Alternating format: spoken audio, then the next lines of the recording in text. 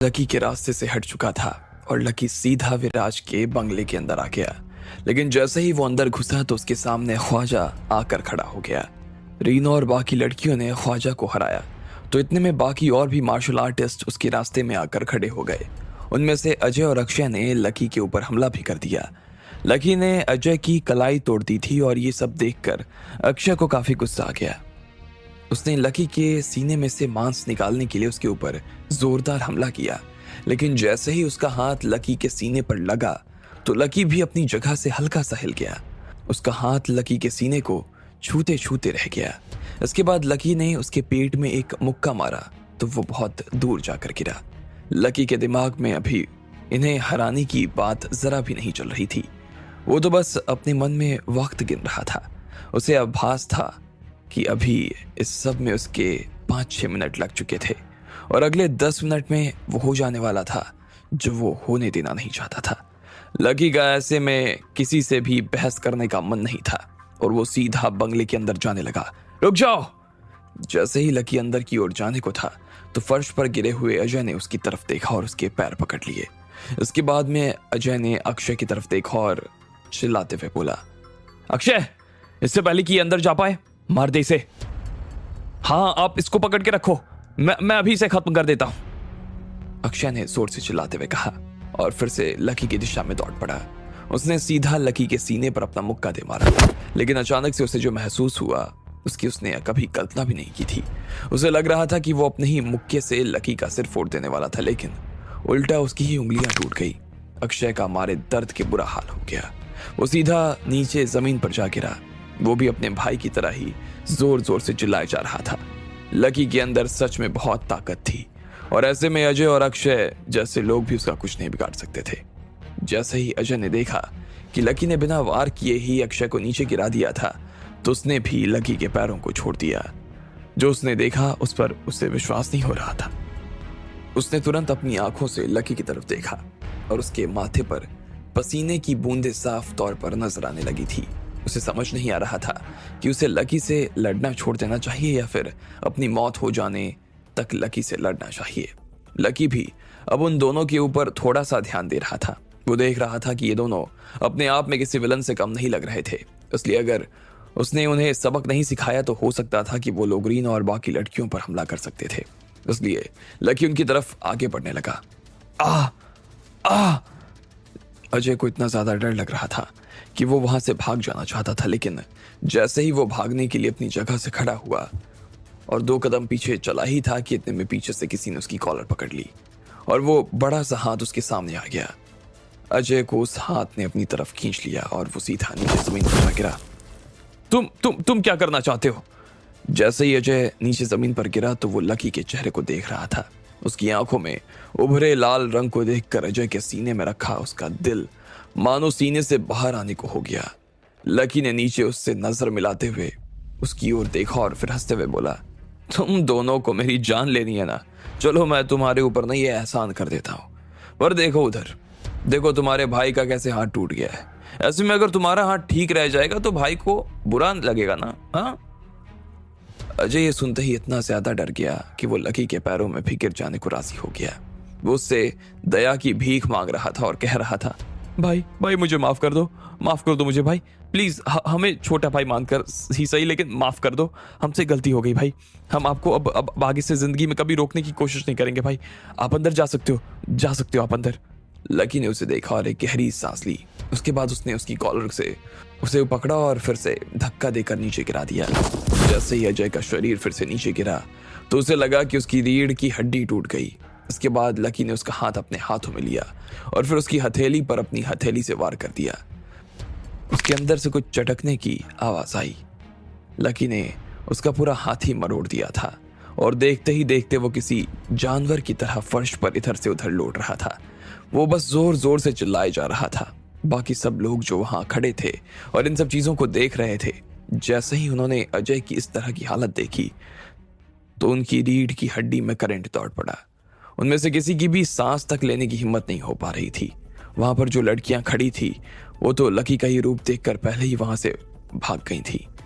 जैसे ही लकी ने बाकी सब लोगों की तरफ देखा तो पाया बाकी चारों लड़कियां तो सब लोगों की अच्छे से धुनाई कर रही थी, लेकिन कुमारी उनके सामने थोड़ी सी कमजोर नजर आ रही थी।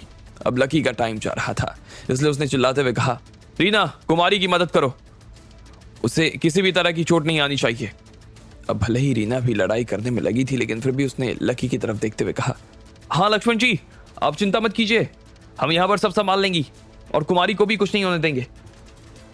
लकी उन लोगों का जितना एहसान मानता उतना कम था। वो सीधा बंगले में घुसने के लिए आगे बढ़ने लगा। ठीक इसी वक्त बंगले के बड़े से हॉल में विराज की शादी को अटेंड करने के लिए बहुत सारे मेहमान आए हुए थे। वे सभी उस हॉल में ही बैठे हुए थे जहां पर मंडप लगा था। वहां पर एक पंडित भी था और विराज भी मंडप में आकर बैठ चुका था। विराज की मम्मी पापा उनके आसपास बैठे थे। वहां पर लगभग 500 से 600 मेहमान जमा थे। इधर शहनाज के पिता दर्शन जरीवाल ने शहनाज का हाथ थाम रखा था। उसके आसपास शिरीन और बाकी लोग भी चल रहे थे और वो लोग मंडप की ओर जा रहे थे। शहनाज ने एक लाल रंग का सुंदर सा जोड़ा पहना हुआ था। उसने अपने चेहरे पर बहुत ही हल्का सा मेकअप किया था। उसके पैरों में चप्पल थी और उसके नाखून भी चमक रहे थे। वो धीरे धीरे विराज की दिशा में आगे बढ़ रही थी।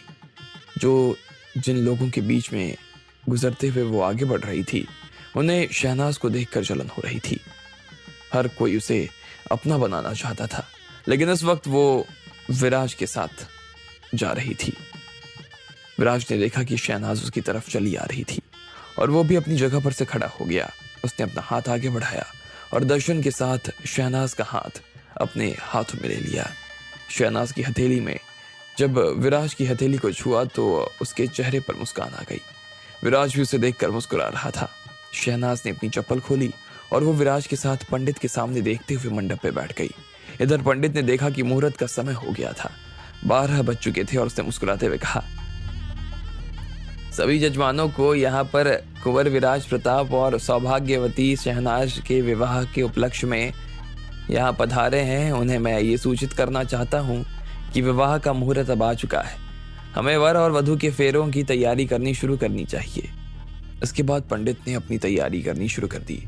उसने कलश में से गंगा जल लिया और उसे चारों ओर छिड़कना शुरू कर दिया। उसके बाद उसने दोनों के हाथों में गंगा जल और चावल रख दिए। सारी तैयारियां चले जा रही थी और हर रस्म के दौरान विराज और शहनाज की नजर एक दूसरे के ऊपर से हटने का तो नाम ही नहीं ले रही थी। पंडित ने उन्हें 7 वादे और कस्में भी बता दिए थे और उसके बाद फेरों के लिए विराज और शहनाज के कपड़ों में आपस में गांठ भी लगा दिया। ठीक है, तो आप पहले वधू की मांग में सिंदूर भर दीजिए। पंडित ने विराज से ये बात कही। ये सुनते ही सब लोगों के चेहरे पर मुस्कान आ गई। विराज ने छोटी सी चांदी की डिब्बी में से सिंदूर लिया और उसे भरने के लिए शहनाज की सिर की तरफ अपनी उंगलियों को बढ़ाने लगा। शहनाज ने भी अपना सिर थोड़ा सा नीचे झुका दिया। सिंदूर से ज्यादा उसके गाल लाल हो गए थे। जैसे ही वो उसकी मांग भरने को था कि इतने में पीछे से आवाज आई, विराज, उसकी मांग भरने की हिम्मत भी मत कर लेना। इतने में दरवाजे के पीछे से किसी की बहुत जोरदार कुर्राहट की आवाज आई। सब लोग पलट कर ये देख पाते कि आवाज किसकी थी। उससे पहले ही लकी दरवाजे से अंदर दाखिल हो गया और वो विराज के सामने आकर खड़ा हो गया। जैसे ही सब लोगों ने लकी को देखा तो उन्हें गुस्सा आ गया। कौन है ये और ऐसे कैसे बोल सकता है? इन दोनों की शादी होने वाली है और वो उसको सिंदूर नहीं लगाएगा तो क्या राखी बांधेगा? अरे बाहर निकालो इस पागल को।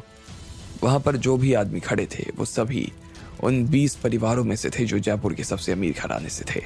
अभी कुछ दिनों पहले ही सभी लकी की वजह से उन सब लोगों का 20,000 करोड़ रुपए का नुकसान हो गया था।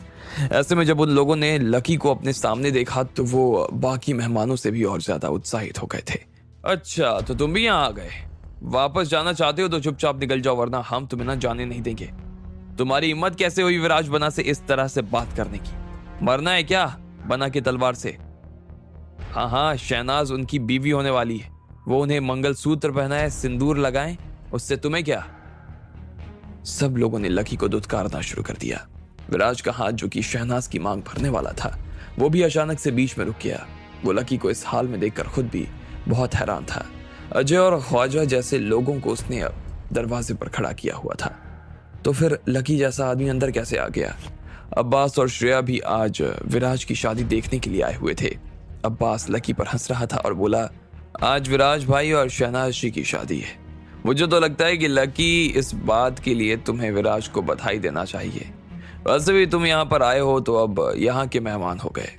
ऐसे में तुम्हें यहाँ कुर्सी पर बैठ कर ना आराम से इन दोनों की शादी देखनी चाहिए, मजे लेने चाहिए फिर के। अब्बास इस बात को अच्छी तरीके से जानता था कि वो शहनाज से कितना प्यार करता था। ऐसे में उसका ये कहना अपने आप में लकी के घाव पर नमक लगाने जैसा था। शांतनु भी अब्बास की बात का मतलब समझ गया और उसने उससे कहा, लकी और शहनाज एक ही यूनिवर्सिटी में एक साथ पढ़ते थे, ऐसे में लकी को भी बैठने के लिए सीट तो मिलनी ही चाहिए। वैसे लकी, क्या तुम विराज और शहनाज की शादी पर अपनी तरफ से कुछ कहना नहीं चाहोगे? इधर विराज भी अपनी झटके से थोड़ा सा उभर गया था।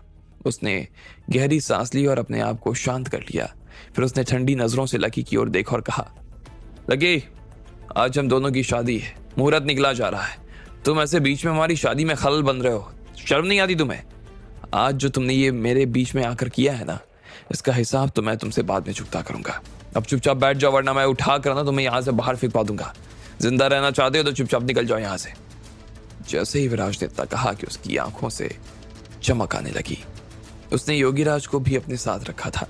उसने योगीराज को लकी के बारे में पहले ही बताया हुआ था। ऐसे में लकी से निपटना उसके लिए कोई बड़ी बात नहीं थी। अब आगे क्या होने वाला था? क्या सच में विराज लकी को रोक पाता या फिर लकी शहनाज को अपने साथ ले जाता? आपको क्या लगता है, क्या होंगे इन सभी सवालों के जवाब? कमेंट बॉक्स में कमेंट करके हमें ज़रूर बताएं।